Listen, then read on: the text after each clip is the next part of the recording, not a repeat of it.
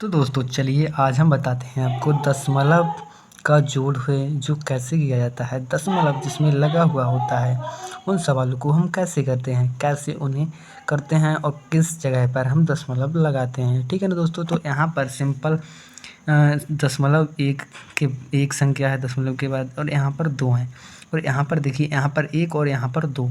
तो इनको हम कैसे करेंगे आज हम आपको यही बताने वाले हैं। तो चलिए पहले सवाल को करते हैं। इसमें दशमलव के बाद एक संख्या है, ठीक है ना दोस्तों। तो हमें करना क्या है, जोड़ जैसे हम करते हैं वैसे ही करनी है, ठीक है ना दोस्तों। तो 9 और 3 12 होते हैं। सभी को पता है कि इधर वाली जो संख्या है वो यहाँ पर और इधर वाली यहाँ पर लिखी जाती है, ठीक है ना दोस्तों। तो इसी प्रकार से हम करेंगे। 5 और 2 7, ठीक है ना, वो 7 हो गए, ठीक है ना दोस्तों। तो यहाँ पर हम उसी प्रकार से करेंगे जैसे हम जोड़ को करते हैं, ठीक है ना। 7 हो गए और 5 6 11 होते हैं, यहाँ पर एक आ जाएगा, 3 10 हो जाते हैं, ठीक है ना दोस्तों। यहाँ पर देखिए एक संख्या के बाद दशमलव है, ठीक है ना दोस्तों। तो एक संख्या के बाद ही हम दशमलव लगा देंगे, यही हमारा जो है आंसर आ जाएगा निकल के, ठीक है ना दोस्तों। अब अगली संख्या करते हैं।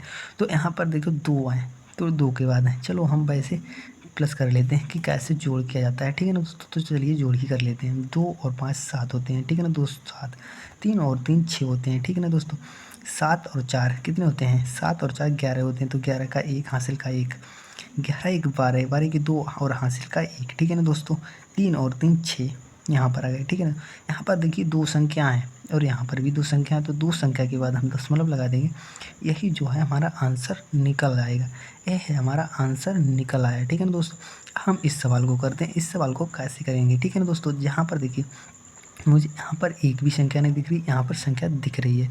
हम इस सवाल को कैसे करेंगे, तो यहाँ पर देखिए ये दशमलव जो है बिल्कुल आमने सामने होना चाहिए, तो हमारा जो सवाल है सही लिखा हुआ है, ठीक है ना, सही क्रम में लिखा है। तो यहाँ से हम करेंगे, यहाँ पर कुछ नहीं है तो यहाँ पर हम 0 मान लेंगे, ठीक है ना। कुछ नहीं होगा, दशमलव के बाद कुछ नहीं होगा तो हम 0 मानेंगे और आगे नहीं, ठीक है ना दोस्तों।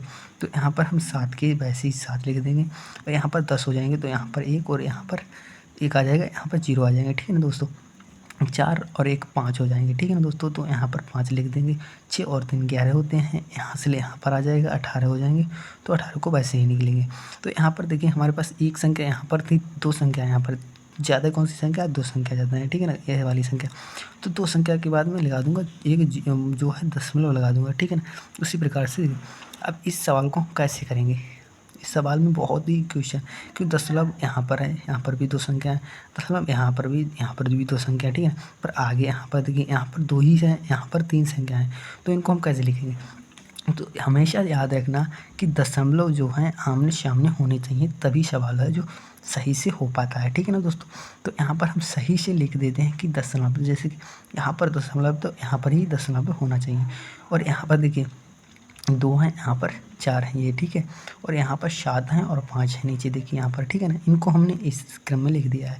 और यहाँ पर ऊपर देखिए यहाँ पर हमारे 7 और 3 है, ठीक है ना दोस्तों। यहाँ पर 7 और 3, यहाँ पर 9 8 और 2, 9 8 और 2। अब हमारी जो है सवाल लिखा हुआ है, अब सही लिखा हुआ है, तो इनको जोड़ लेते हैं। जैसे कि 4 और 5 9 हो जाएंगे, और यहाँ पर भी 9 हो जाएंगे, ठीक है ना दोस्तों। और 9 और 7 कितने हो जाएंगे, 16 हो जाएंगे, ठीक है ना। 16 का 1 यहाँ पर आ जाएगा, ठीक है ना दोस्तों। 4 और 8 12 हो जाएंगे, ठीक है ना दोस्तों। अब यहाँ पर 1 आ जाएगा तो 3 हो जाएंगे, ठीक है ना। दो संख्या के बाद दशमलव, तो दो संख्या के बाद दशमलव लगा ला, यही हमारा आंसर हो जाएगा।